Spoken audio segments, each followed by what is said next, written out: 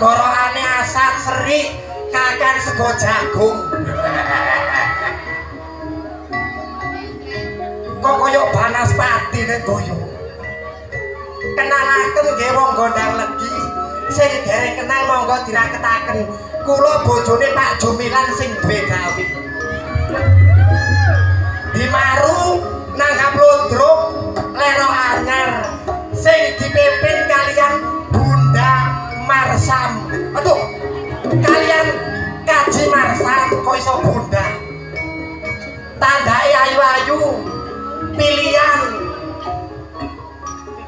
enten sing ambune lebus.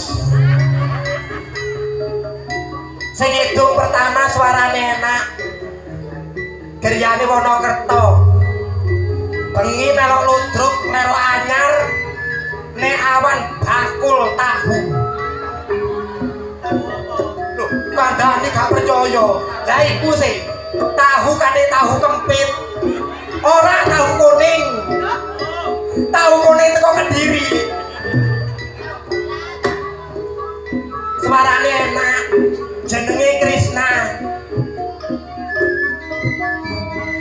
Tandai ludruk sampeyan kaya kabeh niki lanang dadi wedok. Enten sing cilik dhewe. Lah iki omahe Singosari. Bengi melok ludruk nek awan balon ning kandangan. Yo karek ning balon. Wong arek iki duwe dekor perias manten. Kok iso balon? Jangkep sing nomor 3 primadonai ludruk lero anyar. Suarane enak. Jenenge Doni. Jenenge gak ono sing wedok blas. Lanang tok. Jenenge Doni. Nek bengi melok ludruk nek awan tukang golek sampah. Lah iki jenenge Doni, bojone tukang gong. Kendakane tukang gong jenenge Pemas. Tahu ditiliki Pak Ragil.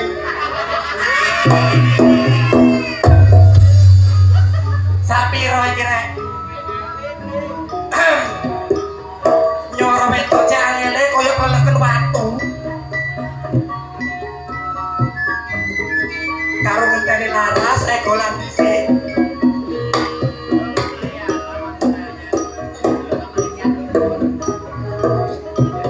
Apa mak nanggap ludruk timbangane nanggap wong watu.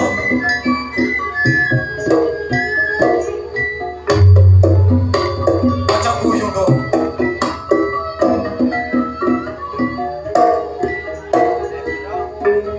Mon lakuna seganteng, mon lakuna